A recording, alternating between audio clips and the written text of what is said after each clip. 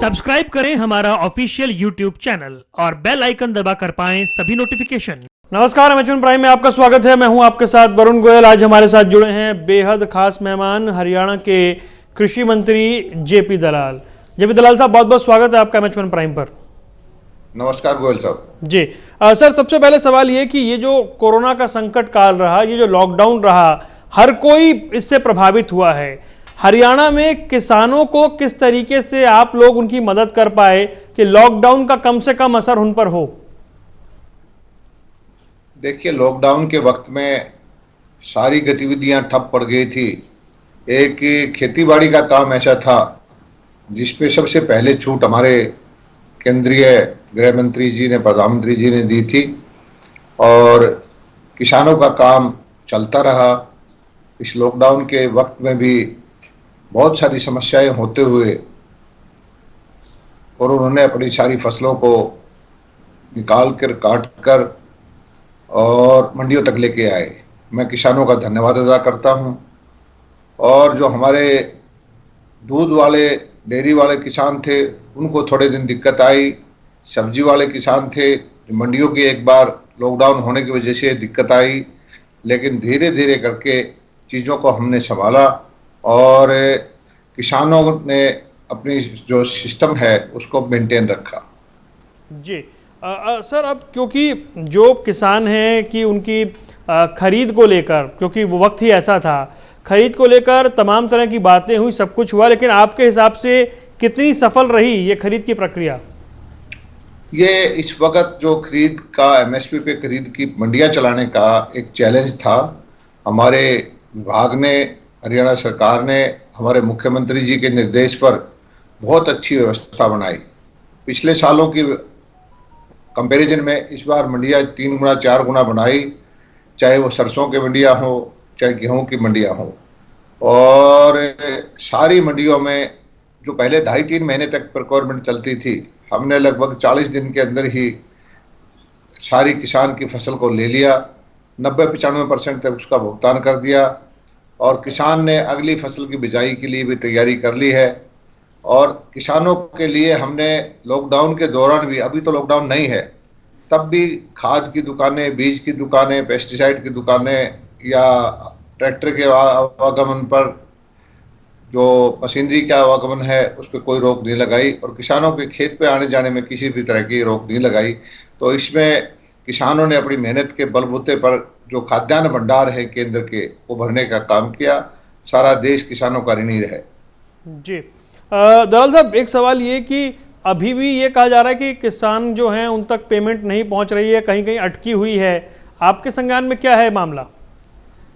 देखिए, इस बार जो पेमेंट गई है, सरसों की पेमेंट डायरेक्ट गई है किसानों के खाते में, वो लगभग हो चुकी है। गेहूं की पेमेंट इस बार हमारी आढ़ती भाइयों से हमारा समझौता हुआ था, उन्होंने हड़ताल का आह्वान किया था, तो उनके माध्यम से हमने पेमेंट की थी और उन्होंने इस चीज़ को स्वीकार किया था कि 72 घंटे के अंदर अंदर वो पेमेंट किसान के खाते में डाल देंगे। उनके पास जब पैसा पहुंचता है तो 3 दिन रखने का उनको अधिकार था। लेकिन अभी हमारे संज्ञान में आया है, फूड एंड सप्लाई विभाग के एसीएस ने बताया कि 2000 करोड़ रुपए से ज़्यादा पेमेंट किसानों के पास नहीं पहुंची है। और अब हमने बोला है कि ऐसे अगर आढ़ती भाई उनका पैसा नहीं दे पा रहे हैं, 3 दिन में नहीं दिया है, तो उनको किसान के खाते में ब्याज देना पड़ेगा 15% की दर से। और वो उन्होंने पहले भी हमारे एग्रीमेंट में उनके साथ था। जी। सर, एक सवाल ये बना हुआ है यहाँ पर कि धान और पानी का मुद्दा, ये इस बार हरियाणा में इतना चर्चा में रहा, खूब राजनीतिक बयानबाजी इस पर हुई, खूब सारे सवाल उठे, आपने प्रोत्साहन राशि देने का ऐलान किया। कुल मिलाकर ये मुद्दा इतना ज़्यादा क्यों उछल गया? देखिए, पानी हरियाणा की जीवन रेखा, किसान के लिए पानी बहुत जरूरी है और हरियाणा का अपना पानी का सोर्स नहीं है। हमारे यहाँ जमुना के से पानी आता है, उसका सोर्स हिमाचल में है, या इधर से भाखड़ा से पानी आता है, उसका सोर्स भी कश्मीर में, हिमाचल में है। तो पानी बचाने के लिए हमने बहुत सारी योजनाएं लागू की और उसमें हमने सबसे पहले तो क्या किया कि लोगों को समझाया, किसान भाइयों को, कि आप ड्रिप इरिगेशन पे आइए, फव्वारा सिंचाई करिए, टपका विधि से करिए। फ्लड इरिगेशन का वक्त चला गया है, फ्लडिंग से कोई ज़्यादा फायदा नहीं होता, बल्कि 20 गुना ज़्यादा पानी यहाँ बर्बाद कर देते हैं। और उसका हमने सब्सिडी दी किसानों के, लगभग 50 ब्लॉक्स के अंदर तो हमने 100% सब्सिडी कर रखी है, और बाकी जगह हमने 85% सब्सिडी है, और किसान इसमें बहुत ज़्यादा आकर्षित होकर इस विधि को अपनाए जा रहे हैं। दूसरी समस्या इस बार धान की बिजाई में लेबर की समस्या आने वाली है। गेहूं की कटाई में भी, तो गेहूं कटाई तो हम मैकेनाइज्ड तरीके से मशीनों से हमने कर ली, गेहूं निकालने का काम भी कर लिया, कम लेबर होते हुए भी हम कामयाब रहे। लेकिन धान की बिजाई तो लेबर से ही होती है, या दूसरी विधि है डीएसआर की। तो हमने कहा कि भाई अगर आपको धान लगाना है तो आप डीएसआर विधि से लगाएं, और अगर आप धान नहीं लगाएंगे, पानी बचाएंगे, या कोई वैकल्पिक की फसल जो आप लगाना चाहते हैं, मक्का की हो, कपास की हो, बागवानी की हो, दालों की हो, तो हम आपको प्रोत्साहन राशि भी देंगे। और 7,000 रुपया प्रति एकड़ के हिसाब से हमने कहा है कि प्रोत्साहन राशि आपको मिलेगी, क्योंकि पानी की कमी है। धान को आप छोड़िए, आपको वैसे भी समस्या है लेबर की, इस बार आप धान लगा भी नहीं पा रहे हैं। लेकिन हमारे किसान ने इस योजना का बड़ा स्वागत किया। 1.5 लाख एकड़ से ज़्यादा किसानों ने हमारे यहाँ मेरा जो पोर्टल बनाया है, इसको मेरा पानी मेरा विरासत योजना का, उस पर रजिस्ट्रेशन करवाया, और हम उनके खाते में पैसे डालेंगे। लेकिन विपक्षी पार्टियों को इस लॉकडाउन में और कोई मुद्दा नहीं मिल रहा। हर पार्टी किसान हितैषी दिखाने की कोशिश करती है, और उनको ये समझ में नहीं आता कि किसान की सोच क्या है, किसान का सही भला क्या है। हमारे प्रधानमंत्री जी योजना लेके आए, प्रधानमंत्री फसल बीमा योजना, तब भी उन्होंने बहुत ज़्यादा विरोध किया था। लेकिन हरियाणा के किसानों को इससे बहुत फायदा हुआ है।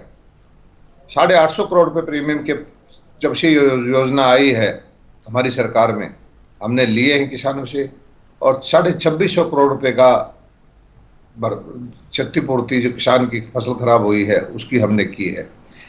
इसी तरह से और भी बहुत सारी योजनाएं हम लेके आए हैं जी। अब जो योजना लॉकडाउन के दौरान प्रधानमंत्री जी ने 20 लाख करोड़ का जो पैकेज दिया है, इससे किसान को बहुत बड़ा फायदा होने वाला है। केसीसी के लिए ही 2 लाख करोड़ रुपया अलग से दिया है। इसमें से हरियाणा के लिए हम अनूठी योजना लेके आए हैं पशुधन क्रेडिट कार्ड के रूप में, कि जो छोटे किसान हैं 1 एकड़ 2 एकड़ के, या भूमिहीन किसान हैं जो ठेके पे लेके खेती करते हैं, जिनकी अपनी जमीन नहीं है, वो अपने बगैर जमीन गिरवी रखे, जमीन होना आवश्यक नहीं है, गाय पे, बकरी पे, भेड़ पे, भैंस पे, उस पे अपना क्रेडिट कार्ड बनवा सकते हैं। और किसान की आमदनी बढ़ाने का तरीका यही है कि हम किसान को उसके जो है पूंजी जो है उसकी कम लागत पे उसको उपलब्ध कराएं। तो ये जो कार्ड बनेगा पशुधन क्रेडिट कार्ड, इस पे उसको 4% ब्याज पे पूंजी मिलेगी, और जो उसकी आमदनी है उसकी बढ़ेगी। किसान का बच्चा है, कोई बेरोजगार है, वो भी गाय भैंस पाल के दूध का कारोबार करके वो कर सकता है। प्रोसेसिंग के लिए हम उसको ट्रेनिंग देंगे, उसको पूंजी उपलब्ध कराएंगे। हरियाणा के अंदर बहुत सारी भूमि है जिसके अंदर पानी खारा है, सलाइन वाटर लैंड है, बारिश के ऊपर सारी खेती बाड़ी उनकी निर्भर है। तो ऐसी लैंड पर हम मछली पालन के लिए अपार संभावनाएं हैं। इसी पैकेज के अंदर लगभग 15-20 हज़ार करोड़ रुपए का पैकेज सारे देश में मोदी जी ने दिया है। हमारे विभाग ने उनके सलाइन वाटर के लिए, फिशरीज के लिए अच्छा खासा बजट हमने मांगा है, ताकि हमारे जो बेरोजगार बच्चे हैं वो गांव के गांव में ही मछली पालन करके और अच्छा खासा जो लाभ वो कमा सके। इस तरह की योजनाएं हमने बढ़ाई है। और किसान की आमदनी बढ़ाने के लिए हमारा खास लक्ष्य है, और उसका यही है कि हम गेहूं या धान की फसल को परंपरागत चलाते रहेंगे तो उसमें तो एक सैचुरेशन आ चुकी है। हमें बागवानी की तरफ जाना पड़ेगा, सब्जियों की तरफ जाना पड़ेगा, पशुपालन में प्रोसेसिंग की तरफ जाना पड़ेगा, और इसी तरह से मछली पालन की तरफ जाना पड़ेगा। और इन चीज़ों के लिए हमारे केंद्र की सरकार आदरणीय नरेंद्र मोदी जी का खास ध्यान है, हमारे मुख्यमंत्री जी का खास ध्यान है, और आने वाले वक्त में धीरे धीरे करके हम किसानों को सक्षम बनाएंगे। जी।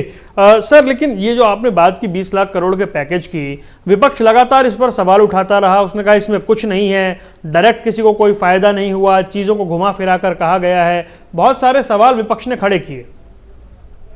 नहीं, विपक्ष का काम तो ऐसा है कि राजनीति करना है, लेकिन किसान इस चीज को समझता है। विपक्ष ने तो ये भी कहा था कि आप इसका विरोध करो, मेरा पानी मेरे विरासत योजना का, लेकिन 1.5 लाख एकड़ के किसानों ने हमारे पंजीकरण करवाया है।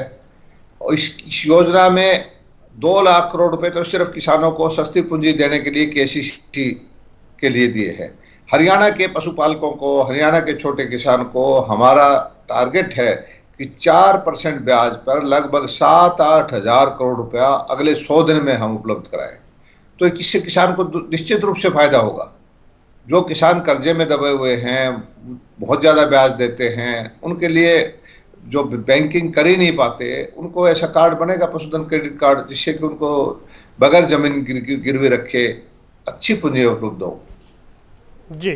सर, लेकिन जो भूमिहीन किसान, छोटे सब्जी उत्पादक थे, जो ये सप्लाई और चेन प्रभावित हुई, इन्हें जो नुकसान हुआ है, ये जो उम्मीद कर रहे हैं कि इन्हें कोई राहत मिलेगी, उसको लेकर क्या कुछ कार्य योजना आपकी ओर से बनी है? देखिए, सब्जी उत्पादक किसानों के लिए हमारे पास अगर मंडी का भाव कम हो जाए तो भावांतर भरपाई योजना है। निश्चित जो भाव हमने कर रखा है उससे कम नीचे भाव जाता है तो किसान अपना जे फार्म कटवाए और रसीद दिखाए तो हम उसको भरपाई करने के लिए तैयार हैं। लेकिन इस बार ये सही है कि किसान इस लॉकडाउन की वजह से फसल कई मंडी तक बेच ही नहीं पाया, मंडी चली नहीं, किसानों को नुकसान हुआ है। तो इसके लिए अब आगे को फसल बीमा योजना जो है जिस तरह से चलती है उसी तरह से जो बागवानी का और सब्जियों की बीमा योजना भी हम लेके आएंगे। सर, एक सवाल ये है कि विपक्ष ने सवाल उठाए चने की खरीद को लेकर, कहा कि चने की खरीद नहीं हो रही है और सरकार के दावों पर उन्होंने सवाल उठाए। उसकी वस्तुस्थिति क्या है अभी?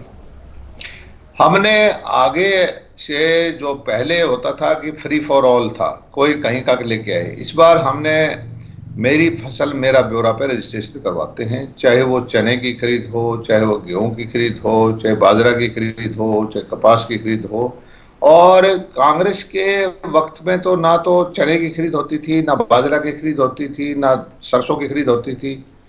तो ये ऐसे मुद्दे उठाते रहते हैं। चना हमारे दक्षिण हरियाणा में थोड़ा बहुत होता है। जिस किसान ने रजिस्ट्रेशन करवाया था, हमने सिलेक्टिव मंडियों में 10-15 मंडी जो है दक्षिण हरियाणा की, क्योंकि चना इधर तो हमारा कुरुक्षेत्र, करनाल या अम्बाला या सोनीपत इधर तो होता नहीं, चना दक्षिण में ही होता है। तो मंडियां हमने चलाई हैं। जिन किसानों ने हमारी मेरी फसल मेरा ब्यौरा पे रजिस्ट्रेशन करवाया हुआ था, हमने चने की फसल की परचेज करवाई है। इधर उत्तर में हमने सूरजमुखी की फसल की खरीद करवाई है। आगे जो आज जो मक्का बोएगा अब इस योजना के तहत, हमने सब मंडियों में जो जहाँ जहाँ मक्का होगी उसकी एमएसपी पे हम परचेज करवाएंगे। और मक्का के बल्कि हमारे विभाग ने ऑर्डर भी कर दिए हैं कि मक्का की मंडियों में ड्रायर लगाए ताकि उसका मॉइस्चर ठीक करके परचेज के लायक मक्का को बनाया जा सके। और पानी बचाने के लिए तो हमारे मुख्यमंत्री जी ने इतनी उदारता दिखाई है कि पूरे 1000 बोर हम करवाने जा रहे हैं। जिन ब्लॉक्स के अंदर जो धान का खासकर इलाका है और उनके अंदर पानी की रिचार्जिंग के लिए रिचार्जिंग पिट बोर करवा के 1000 बोर करवाएंगे। किसान को हम उसको बोर करवा के किसान को हैंड ओवर करेंगे।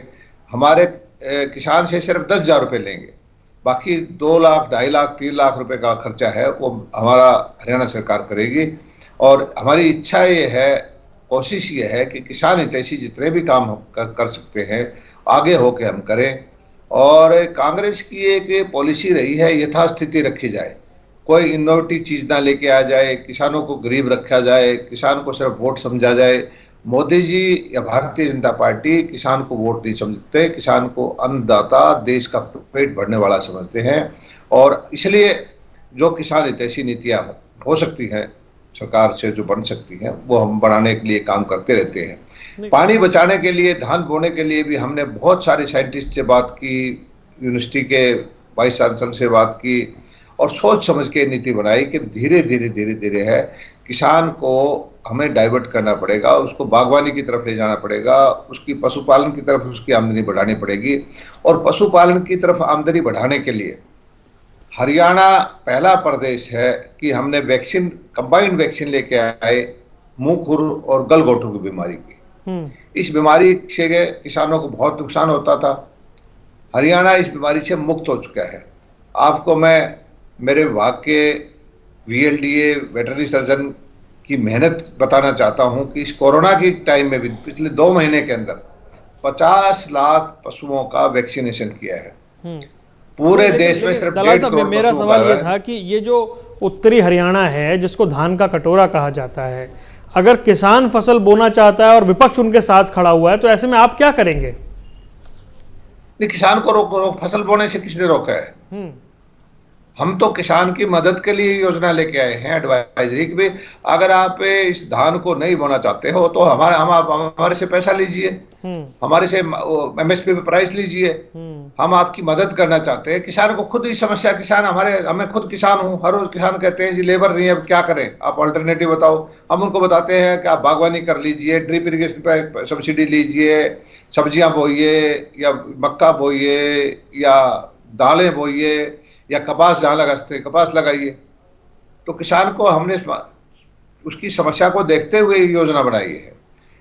हाँ, विपक्ष का काम है कि किसान को भड़काने की कोशिश करो, लेकिन किसान उसके बहकावे में नहीं आता है। जी।